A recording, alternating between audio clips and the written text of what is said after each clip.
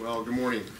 It's actually a real honor to be back here. This is kind of where I grew up, and I remember I used to sit back in that chair over right there in the corner and sleep during most of these lectures. So I remember these places very well. It's good to see you again. So hopefully I can do the same for you and make you as comfortable as those lectures made me, and allow you to sleep comfortably back there. So I talked to Rick and Carlo about what to talk about here. They recommend that we talk about something about the spinopelvic parameters for adult deformity. And I've got a good friend of mine who says, you know, there are really two kinds of spine surgeons. And we're all deformity surgeons. There's either those that are making deformity or those that are treating deformity. And so I invite you to be part of the second group and at least understand what those parameters are and what we should be aiming for. So here are my disclosures. None of them are pertinent. And so the question is what is adult spinal deformity? What constitutes it? And here are some pictures of some different patients, and which ones of these are deformity or all of them deformity? And so adult spinal deformity is a complex and frequent problem that we see. It can be multiplanar, by that it can be in the coronal plane, the sagittal plane, or even the axial plane with rotation. It's prevalent, and so it happens in 30 to 60% of the population over 60 years old, and our elderly population is growing. And then malalignment can be multifactorial. It can either be focal, like this patient with a sacral fracture, or it can be regional or global, and you can see that malalignment occur over time. And these chronic conditions really affect all of the different things that go into the spine, including the disco-ligamentous structures, the bone density, muscle mass and tone, and all those neural control mechanisms. And so it isn't just one thing. Now, adult scoliosis typically does affect the lumbar region. You can have thoracic or thoracolumbar compensatory curves, of course, and it's the rotation that really causes the hyperlordosis. Relatively flexible, and then patients complain of back pain, leg pain, or inability to stand. And it really comes as two primary etiologies. Either they had scoliosis as children that was either not treated or followed, or it's through degenerative changes which without pre-existing scoliosis, and really that's kind of the de novo or degenerative. And so it can come because of the degenerative cascade. Here you can see a patient with a coronal MRI with huge osteophytes and neural compression. It can become because of poor bone quality and osteoporotic compression fractures. And you can see here's a patient with some cement in his bone that still hasn't stopped his overall deformity. It can become because of this progressive deformity, so progressive AIS deformity that was either neglected or treated appropriately and followed, and then progresses into adulthood, or we can cause it. And so this is a patient with fused and flat back and still is sagittally malaligned. So as we get older, our spine reaches maturity in our 20s, and so I don't think there's anyone in their 20s here anymore. In our 30s, we start getting disc degeneration, so you see a couple people probably in their 30s. In their 50s, we get degenerative disc disease and disc collapse, and so a lot of us are getting pretty close to that. And then hopefully, we follow this cascade to develop a stable spine ankylosis. It's getting stiffer over time and allowing that to protect us. And that's positive. Unfortunately, if we head down the other path of unfavorable degeneration, we can get stenosis, spondylolisthesis, and deformity, and really all of this constitutes adult spinal deformity and is what we see in our practices and need to treat either operatively or non-operatively. Here's a stable ankylosis, and with progressive collapse, you get this neural foraminal stenosis. Let's see if I can get this arrow to work. And you get significant compression, both from stenosis. You can even get facet dislocations and foraminal stenosis. And I'm sure you guys are all used to looking at those images to see that compression. Again, it's a significant prevalence. And so just to show you that not all of the obese people up here in Seattle, there's actually a couple that make it down to California. And having a heavier patient in terms of when you need to go correct them is a big deal. The prevalence, again, is significant, 30% from Robin study and 60% from Schwab, and a 10% incidence per 10 years.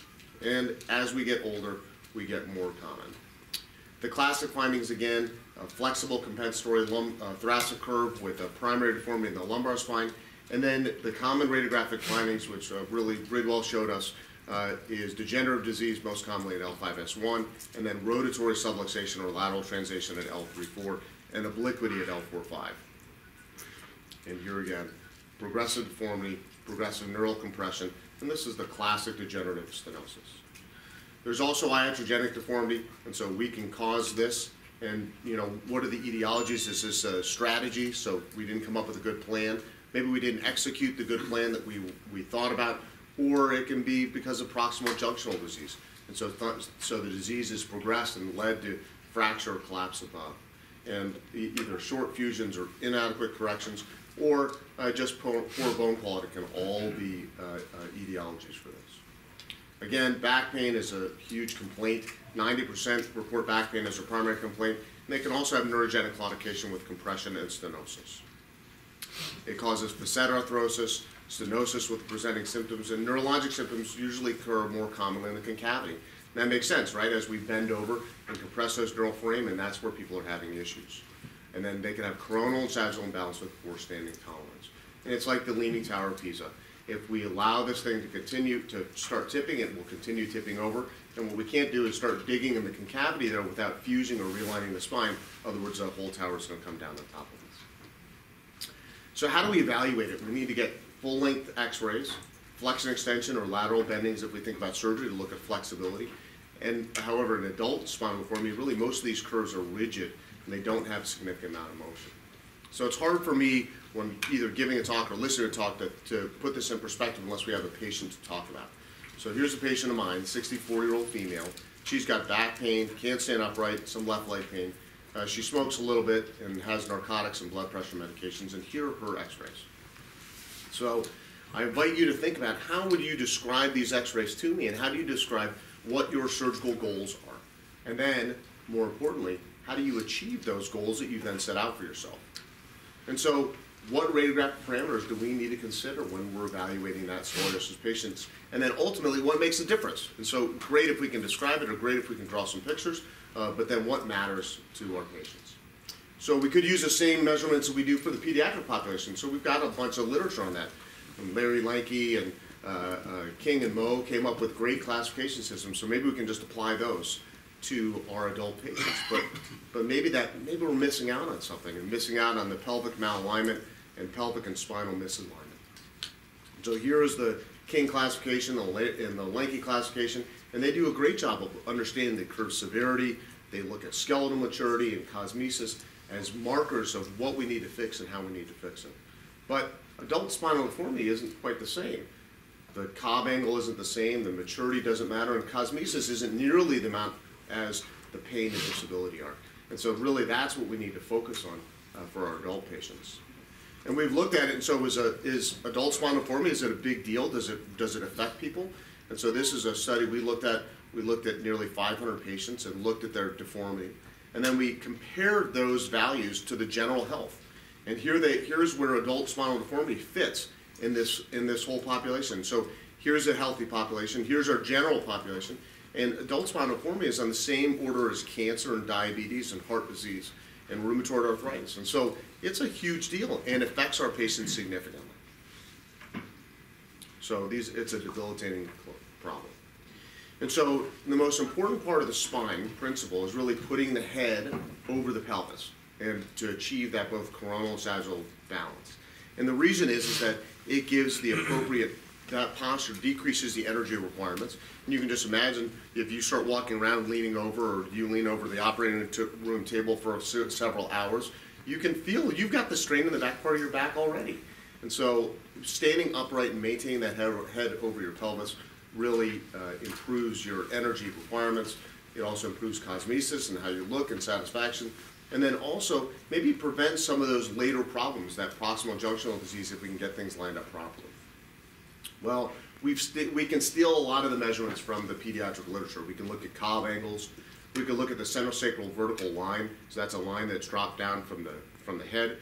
We can look at the sagittal vertical axis and then understand exactly what's going on. And so here in our patient, we can drop a coronal imbalance, and we have an imbalance of 7 centimeters.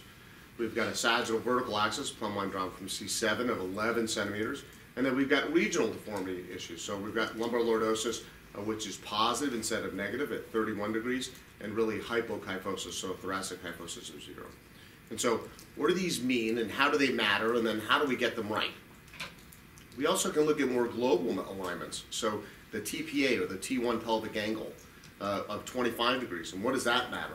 And then regional pelvic parameters, including pelvic tilt of 35 degrees and pelvic incidence of 60 degrees. So coronal imbalance is kind of the easiest thing to think about. And so if we drop a plumb line from C7, we just measure the difference from there to where it's aligned in the sacrum. And then we can understand whether or not the patient is balanced. In here, even despite having a curve, they're able to realign things over the pelvis, or whether or not they're unbalanced. And that kind of makes sense. And we've looked at this, and so this is a Glaston's paper, 2005, and he looked at patients with positive sagittal balance and coronal balance, and sagittal balance was the big issue. And positive sagittal balance greater than 5 centimeters was the most predictive of health status. Patients that have greater than 5 centimeters had worse pain, function, and self-image. Well, what about that coronal imbalance? And so here, Mike Dobbs, who's a friend to a lot of us, looked at 85 patients with greater than 4 centimeters of coronal imbalance and tried to figure out whether or not did that matter. And it turned out that actually sagittal balance, despite having that coronal imbalance, the most important predictor was the sagittal balance in terms of overall satisfaction and pain and disability. So despite the fact that the coronal stuff is easy to measure, it doesn't matter. And so we should pay attention to it, but it shouldn't be the only thing we pay attention to. So we've looked at some of these things, and I'm sure you guys have been introduced to a lot of these ideas of sacral slope, pelvic tilt, pelvic incidence, thoracic kyphosis, and lumbar lordosis. And so how do we put those all together? And so this is probably the easiest formula that I like to remember. So SVA equals minus 52.87. You guys can read the rest. And just go ahead and write that down. And right, most of you guys are sitting there going, forget it. I don't care anymore. It doesn't matter. And so let's see if we can come up with some simple algorithms or simple ideas. So even if you don't memorize the numbers, you at least understand the concepts and the ideas of what we're looking at. So here, the preoperative and postoperative sagittal pelvic parameters. So SVA is the C7 plumb line. Then we look at lordosis and kyphosis, and we can measure those on regular films to get real information. The pelvic measurements are much more important and interesting as they kind of link the spine to the rest of the body. And they look at pelvic tilt, which is the amount that the pelvis is retroverting. The pelvic incidence, which is a morphometric feature, it's what the pelvis looks like. And then the mismatch, so the difference between what the lordosis is and what the pelvis wants. Let's kind of, and again, we can measure that in real time, and we can look at it. So this is something that Dr. Wagner taught me, is alignment is not just, we're probably just on the cusp of really understanding this. And so we figured out the thoracic and lumbar disease. We're now starting to look at the pelvis, but the pelvis is just the beginning of it's just the tip of the iceberg. And we still have to deal with the femurs and flexion contracture of the hips, and we were talking about that this morning, and flexion contracture of the knees and ankles and foot deformity, not to mention cervical deformity, or supratentorial and cerebellar issues. And so all of these things, it's not just one thing, and this is probably these formulas and these ideas, while they give us a sense of what's going on, are going to continue to evolve as we get full-length films and really scrutinize all those different areas. And so the hip is a regulator between the spine and heads and legs, and so it's important because we can measure it and understand it, but certainly probably not the end of the story for us, unfortunately. Jean Dubuisset first looked at, really called the pelvis the os centiculaire, and so he was the first to really think about the idea that this is the intercalary segment from the spine joining down to the pelvis and legs, and just how critical it was. So if we look at these pelvic parameters, pelvic incidence, pelvic tilt, sacral slope, let's go through these one by one, really try to understand a little bit better. So pelvic incidence is just the definition. It's a line that's drawn from the perpendicular, so from the center of the femoral heads to the sacrum, and then 90 degrees off to the sacrum to understand that angle. And it was described in the early 90s, and what it does is it mimics the load transmitted to the sacral end plate and really tells us where the sacrum and ilium are in place. And the pelvic incidence is a morphometric feature. It doesn't change. It doesn't matter how the patient is sitting, if they're lying down, if they're standing on their head. all it does is tell us where the sacrum is in relation to the femoral heads. And there's no variation over time in the adult population. In children, it does change slightly, and you could change it maybe with pelvic osteotomies, but in general, these are constants. And so as the patient's position changes, the pelvic incidence remains the same. And so it doesn't matter where they are or how they are. That's just what they look like. And so the reference values, so typically it's somewhere in the 50s, but there's a huge range from 35 to 85 degrees. And you can look around the room and you can see that all of us are shaped a little bit differently, and that makes sense. Pelvic incidence is a little bit smaller in children. It increases during childhood, but in adulthood it remains constant.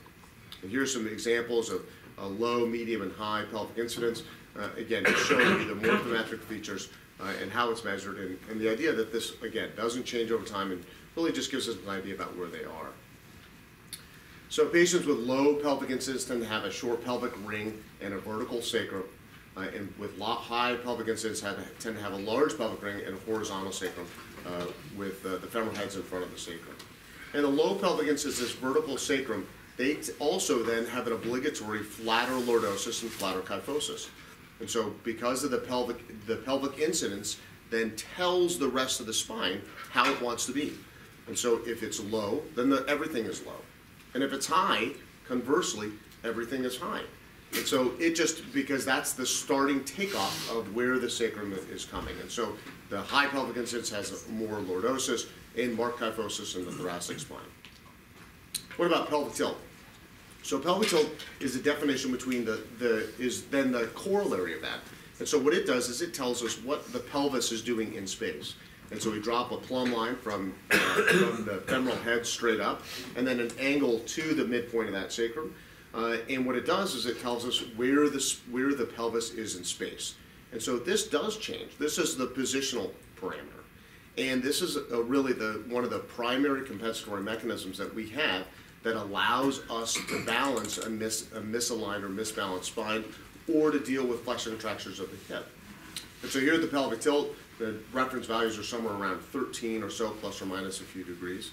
And you can see that as we retrovert or change our angle, the pelvic tilt changes. And so this is the one that we need to pay close attention to, because this can tell us whether or not the patient is compensating for some other deformity.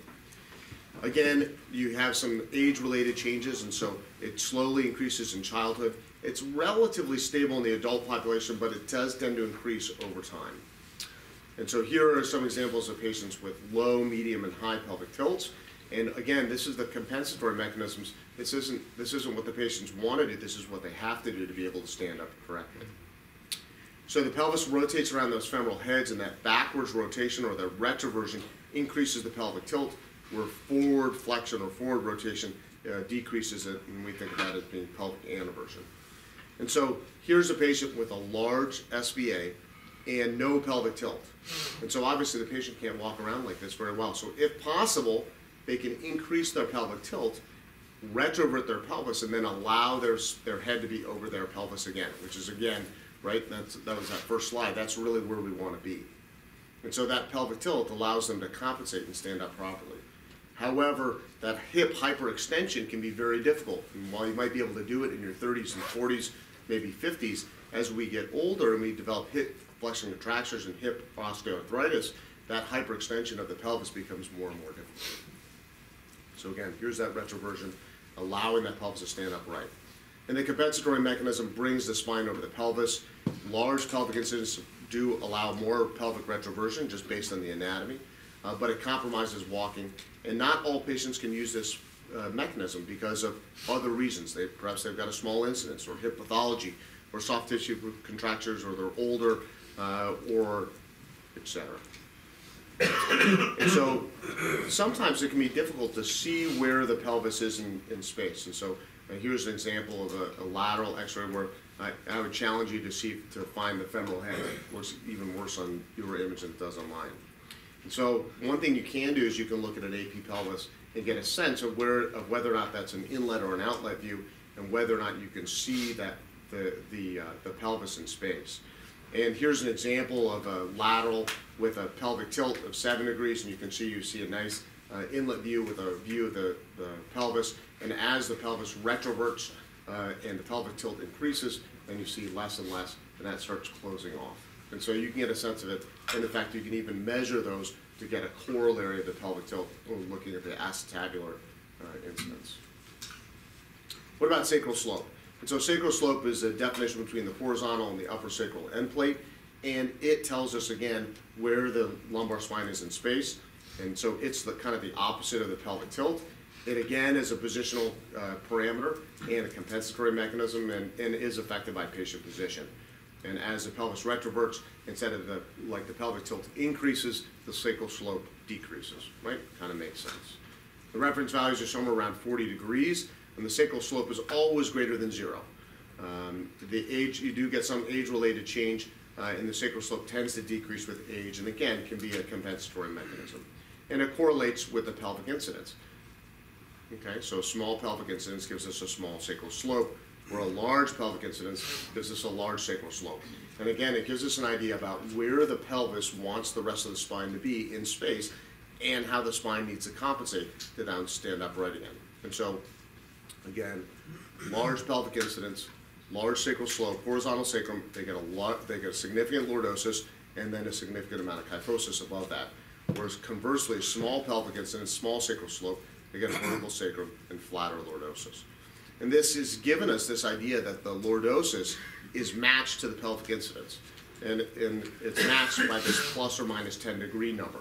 And so we can look at this pelvic mismatch, the difference between the lordosis and the pelvis, to then understand whether or not people are put together properly. So here's my attempt at a stick figure. And so here's a pelvic mismatch. So try to understand this again, which is the pelvic incidence minus the lumbar lordosis, and we want to maintain that around 10 degrees. And so here's what we look like. If we have a larger pelvic incidence, then we're more curvy. We've got more lordosis and more kyphosis, and conversely, with a lower PI, we have lower lumbar lordosis. And what happens with deformity? Well, with deformity, we get a positive sagittal-vertical axis, right? We get flattening of the lumbar spine and loss of lordosis, and we compensate by retroverting the pelvis and fixing that pelvic tilt. So now we can stand upright. And we can do that for some period of time until we get our unhappy patient. Right now, they're not happy anymore, and we get decompensated deformity. And despite maximal pelvic tilt or maximum for that patient, the patient still has positive imbalance and still not able to stand upright. Pelvic incidence, so small pelvic incidence, vertical sacrum, flattened lordosis, large pelvic incidence. And again, we're looking around this 10 degrees. So does this work in every case? Can we always say 10 degrees is what we need to worry about? And the answer is not exactly.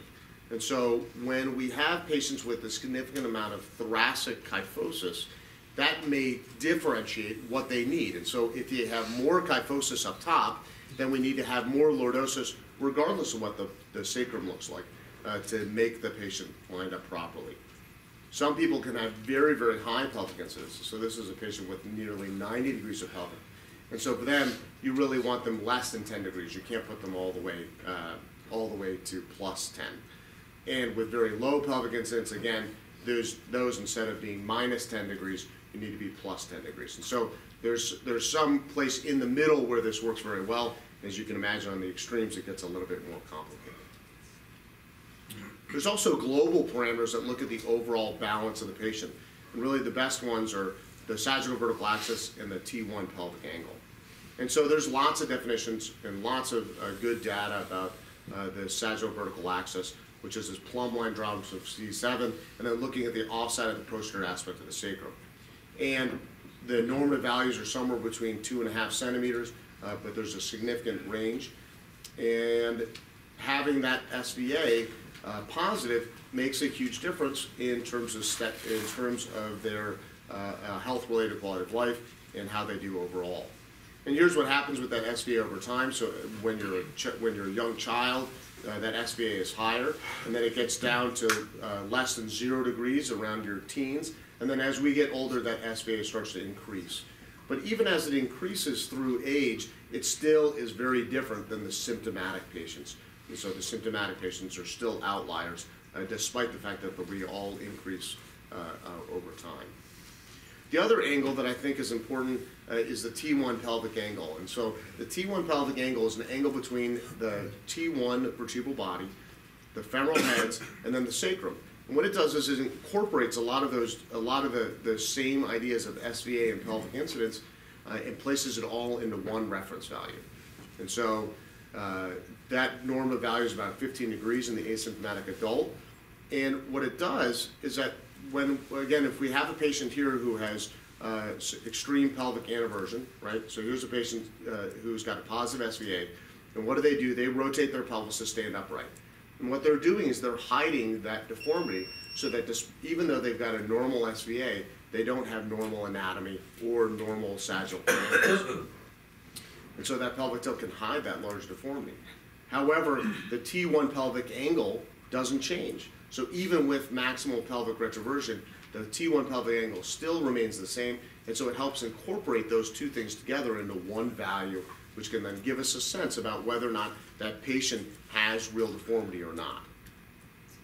And so it correlates with sagittal vertical axis as strongly with patients with ASD, but it also incorporates some of those sagittal parameters and postural compensatory mechanisms. And it can be used as an intraoperative tool. And so one nice thing is we can measure this angle while the patient's asleep on the table and after you've done a correction, and then maybe get a sense about whether or not we've corrected things appropriately or sufficiently, although it can be a challenge to see T1 on some of our lateral x-rays.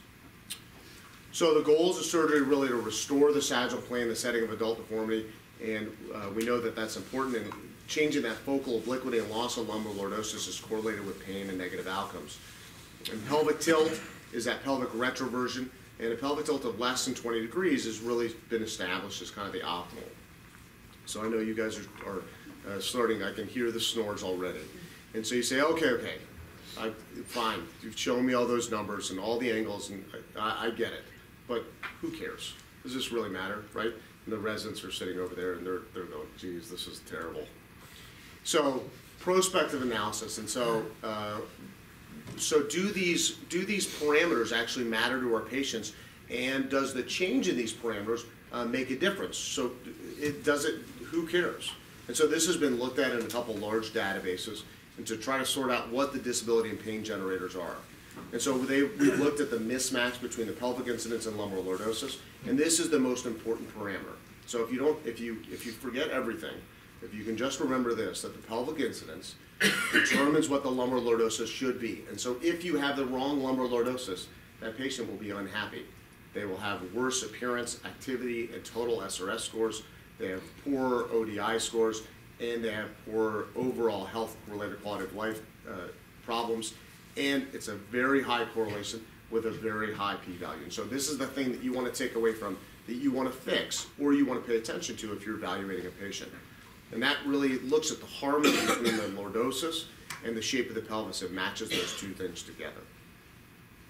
And if we look at that, what happens over time, and so if we have it less than 10 degrees or greater than 10 degrees, the SF12 scores actually increases. And so it decreases the ODI in terms of total walking and lifting as that pelvic mismatch increases. And so here is an example. Two patients, same lumbar lordosis with different pelvic incidence, and it's not hard to understand who's got the greater disability and greater problems, and they do worse. The second most important parameter is the sagittal vertical axis, and that's something we're fairly comfortable with.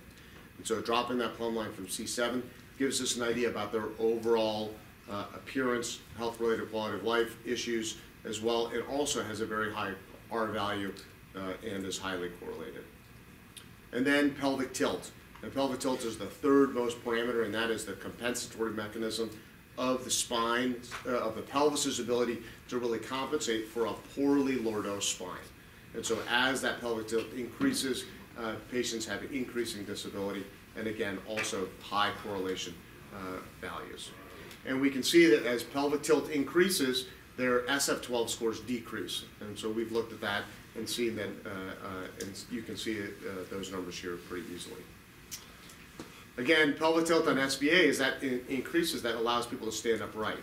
And so we've taken it, so what we did, when we were looking at this, trying to figure out, well, what matters for patients, is we looked at those three things, pelvic incidence, SVA, and pelvic tilt, and those were more important than any other coronal sagittal parameters for both operative patients, preoperative, and postoperative. And we looked at all those parameters, and they came up with thresholds for disability. And if you set the threshold at 40 degrees, at 40, an ODI of 40, which is still pretty high actually, then with the appropriate numbers to get that disability are a pelvic incidence mismatch of around 10 degrees, so what we've been saying, an SVA less than 5 centimeters, and a pelvic tilt of around 20 degrees. And so those are the numbers we shoot for. And what we did was we correlated those with a mismatch of, and graded them, 0, positive, 2 plus, and put those into different categories. And with that came up with an SRS-Schwab Classification of adult spinal deformity. So similar to the Lanky classification, that you can now understand what your patients are and get a sense of what their disability is. And first, the patient first gets a score of whether or not it's a thoracic curve, a thoracolumbar deformity, or a double curve, or if they have no curve, and then understands what the disability is based on the amount of sagittal parameters that they have, and how disabled they are by the severity of those modifiers. And so here's an example of that classification. So here's a patient with a thoracic curve, so they get a type T. They have a significant mismatch of 50 degrees, and so they get a 2 plus. They get a pelvic tilt of greater than 20 degrees, so they have 50 degrees, so that gets 2 plus, and a very high sagittal vertical axis. And all those things together correlate with a very high ODI. And similarly, here's a patient who doesn't have much of a thoracic or lumbar curve, so they get a type N, and then they have a more moderate mismatch of only 17 degrees, but still with a high pelvic tilt and a moderate sized SVA, and you can get a sense from this as well that this now ODI will be more moderate. And so it gives us an idea not just of describing it, but also having a sense of what their ODI is. And so does it drive patients to prove surgery? And the answer is that patients that have poorer grades in any of those sagittal modifiers are more likely to proceed with surgery, and so it matters. And what about, so who cares? If we change those parameters, does that actually improve the way patients are doing? And so here, 22 years after the introduction of these pelvic angles, if we fix them, does it change? Does it improve the patient's, not just their anatomical features, but their health-related quality of life issues? And so we were able to look at that and look at the change in spinopelvic parameters versus clinical improvement. So we looked at that classification and then looked and saw what happened if we were able to change those parameters. How did they do? We looked at adult spinal deformity patients. We looked at their health-related quality of life issues. Then we looked at their health-related quality of life change in each individual modifier. So the pelvic tilt grade, and so change in pelvic tilt significantly improved their health-related quality of life and their ODI and appearance. And the pelvic tilt did impact the likelihood of reaching minimal clinically important difference when that was changed successfully with surgery. Similarly, SVA, so that sagittal vertical axis, also significantly greater improvement in health-related quality of life scores when that improved. And so the SVA was also correlated with the improvement in minimal clinically improvement difference when that SVA grade improved positively. And again, kind of the thing I've been beating over the head with, the pelvic mismatch, was the most important health-related quality of life issues. The only thing it didn't change were some mental component scales. And so that's probably a talk for a different day, where in addition to all these parameters, we also need to understand the patient's depression index, et cetera. And so change in the pelvic mismatch and improving that also doesn't improve, it does impact the likelihood of reaching the minimal clinically important difference in health-related quality of life. So let's try to put it all together. And so for our patient, where we have this coronal imbalance of 7, and so we've all kind of realized that that's important, but it doesn't drive their outcomes. They've got a significant SVA of 11 centimeters, and so we know that that's important. And if we look at the pelvic incidence of 60 minus the lumbar lordosis of 30, so they have got a mismatch of nearly 90 degrees. And so that is the most important parameter, and so we know that this patient is significantly disabled. And so we can place those into our ASD classification so that we can communicate with one another, and we can predict how the patient is doing. So she's got a thoracolumbar curve, she's got a significant mismatch, significantly high pelvic tilt, and SVA, and when we put those all together, we know that she's got a significant disability with a high ODI of greater than 50. So then, in the last little bit, I'm just going to talk a little bit about how we think about achieving that normal alignment. So our goals for this patient are to get her back with an SVA of less than 4 centimeters and reduce her pelvic tilt to 20 degrees to take the stress out of the system, to improve the lumbar lordosis to match the pelvic incidence, and to fix that T1 pelvic angle of 15 degrees. And so for us, for this patient, we need nearly 70 degrees of lordosis at the end, since we're starting at 30 degrees positive and she has a high pelvic tilt. And so we need about 90 degrees of correction to get things oriented properly for this patient. So how do we get that correction? And I'd submit to you that luckily you've got experts here who know how to do that very well. But there's certainly lots of different options that we have. And so for me, what I do is I look at flexibility of the curves. We have prone films. You can do an exam on the patient. I know I know we don't tend to do those anymore, but you can still do that with the patient. You can look at CT scans and MRIs. And then we can do lots of different things. And so from the back, you can do resections, so facetectomies, ponte osteotomies. You can do pedicle subtraction osteotomies or vertebral column resections. And then from the front, we can do discectomies or interbody grafts, and laterally, we can do discectomies and put in the grafts, or we can do a true interlongitudinal ligament release and a more aggressive deformity correction.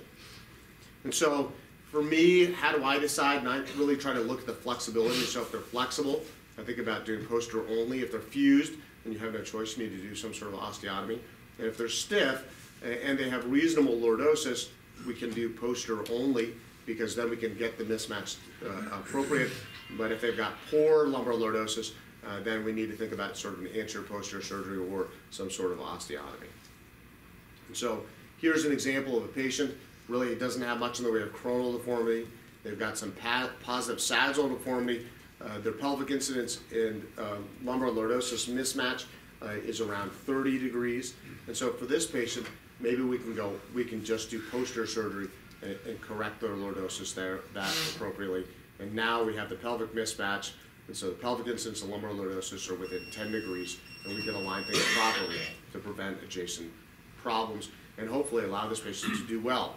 And their ODI decreases, and they can do extremely well. Anterior posterior, so lateral interbody. So if they've got reasonable coronal plane, so they've got coronal plane deformity, but reasonable sagittal plane deformity, then this is something we can put lateral interbody grafts on and just do posterior only correction and facetectomies, and that can be a nice adjunct to your practice. However, sometimes they can have everything going on. And so here's a previously operated iatrogenic deformity with a high SVA, coronal imbalance, a large T1 pelvic angle, and with a high pelvic incidence and a very low lumbar lordosis. And so the only way to fix this is to go long and then to do some sort of osteotomy to help realign the spine. And so here we can do a pedicle subtraction osteotomy and get things lined up in the right place. Again, that gets to be an easy decision because we know that they've got a fused spine, and so the only way to get it right is to go ahead and cut the spine and put it back in a more reasonable place.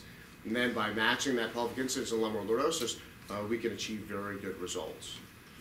This is just to remind me to warn you guys that be careful when you're doing those osteotomies. And so if we look at PSOs and how patients do, we can see by age, you really want to have an idea about how young or old your patient is and whether or not they can tolerate that sort of procedure. And so the older patients are, the lower their health-related quality of life measures are, and so they are worse at every time point for the same deformity. So older patients are worse baseline. If we do osteotomies, they have the opportunity to improve significantly. Some of that is because they started off worse, and so they can improve with a PSO. But if we do vertebral column resections and start up in the ante of our surgery, they don't do better, and in fact do worse.